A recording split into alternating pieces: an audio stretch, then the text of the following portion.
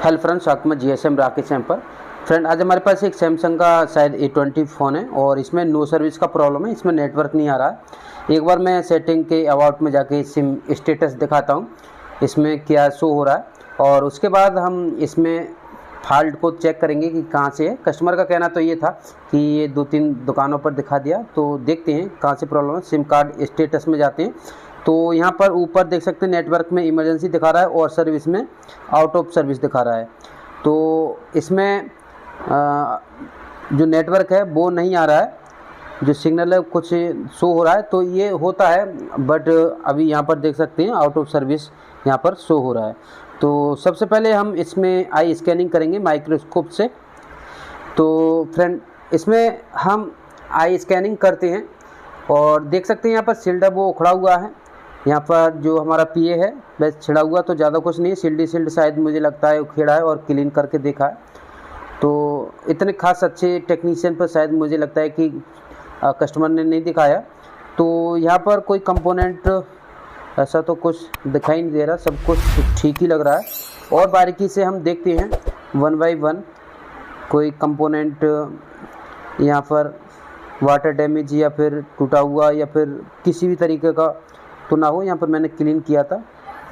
हाँ, यहाँ पर एक कंपोनेंट टूटा हुआ है, देख सकते हैं। ये शायद कॉइल है और ये हमारा एक कॉइल से आउट हो रहा है।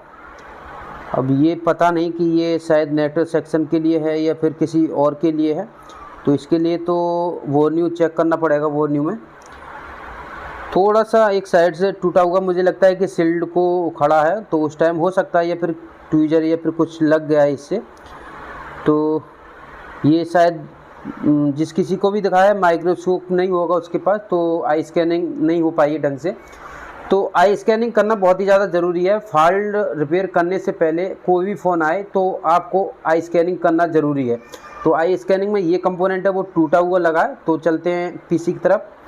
तो यहाँ पर पीसी की तरफ मैं आ गया हूँ और यहाँ पर हार्डवेयर सॉल्यूशन में चेक करते हैं पहले कि ये कंपोनेंट से कोई हमारे नेटवर्क सेक्शन के लिए लाइन जा रहा है। तो हम यहाँ पर जो कंपोनेंट है वो यहाँ पर देख लेते हैं। तो ये कंपोनेंट टूटा हुआ है, एक सिरा टूटा हुआ है। ये वाला कंपोनेंट है, ये वाला है। यहाँ से तो कोई भी लाइन दिखा नहीं रहा है, ये कहाँ को जा रहा है। इसके लिए हम बिटमैप यूज करेंगे। वैसे इस कंपोनेंट से जो हार्डवेयर सॉल्यूशन में है वो नेटवर्क सेक्शन के लिए कोई भी लाइन नहीं जा रहा है, जो हार्डवेयर सॉल्यूशन है।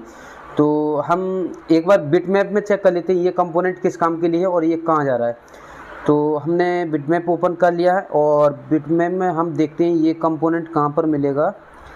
हाँ, ये कंपोनेंट है।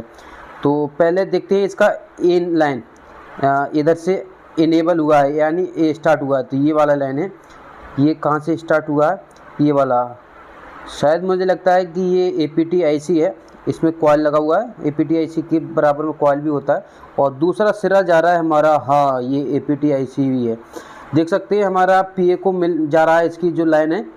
और ये कंपोनेंट है वो हमारा टूटा हुआ है और जो हार्डवेयर सॉल्यूशन में इसका लाइन दे नहीं रखा है। तो हार्डवेयर सॉल्यूशन पे आप ना जाएं। देख सकते हैं यहाँ पर हार्डवेयर सॉल्यूशन में ये लाइन नहीं दे रखा है। तो बिटमैप में हमारे लिए पता चल गया। अगर उसका बिटमैप भी नहीं है तो स्कीमेटिक में भी आप रीड कर सकते हैं। तो अब चलते हैं मोबाइल की तरफ। तो फ्रेंड, हमने मोबाइल में जो मदरबोर्ड में जो कंपोनेंट था वो टूटा हुआ, हमने आई स्कैनिंग किया माइक्रोस्कोप से, तो हमारे लिए पता चला ये हल्का सा एक सिरा टूटा हुआ है और उस कंपोनेंट जुड़ा हुआ है हमारा पीए से। और हम एक बार मल्टीमीटर से चेक कर लेते हैं इस पर बीप आ रहा है नहीं आ रहा है। हो सकता है बीप आ भी रहा हो क्योंकि ये लूजिंग है, हल्का सा कनेक्टेड है, और ना भी आ सकता है। तो ये हमारा कॉइल से कनेक्टेड था, ये और एक कैप से। तो यहाँ पर लगा लेते हैं, उसके बाद देखते हैं इस पर रीडिंग है। हाँ, यहाँ पर बीप तो आ रहा है। तो हो सकता है ये कभी कभार टच हो रहा हो या फिर कभी कभार डिस्कनेक्ट भी हो रहा हो। तो एक बार हम पीए तक देखते हैं, पीए तक भी इसका लाइन पहुंच रहा है। चलो कोई नहीं, हम इसमें जंपर कर देते हैं, जो भी होगा। ये कॉइल है तो इसे हम जंपर कर सकते हैं क्योंकि ये कॉइल हमारा एक इस तरह का रजिस्टर के थ्रू जो रजिस्टर होता है उसके तरह ही बनाया है।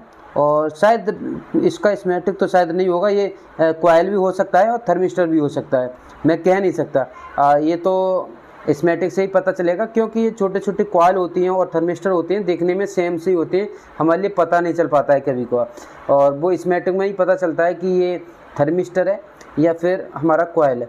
तो कोई नहीं, ये हमारे दोनों चीज़ हैं वो हमारा शॉर्ट हो जाता है अगर 0 ohms का, और ये 0 ohms का ही होगा। क्यों होगा 0 ohms का?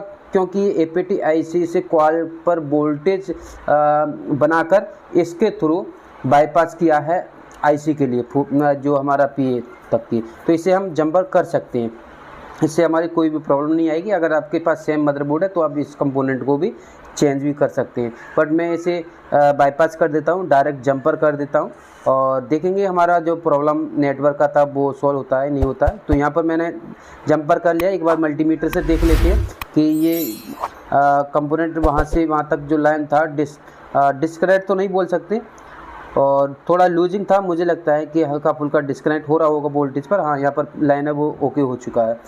जब इस पर वोल्टेज आता होगा तो मुझे लगता है कि ये डिस्कनेक्ट हो जाता होगा, हो सकता है, और लूज कनेक्शन की वजह से भी हो सकता है, तो मैंने इसको शॉर्ट कर दिया है। तो फ़ोन ऑन हो रहा है।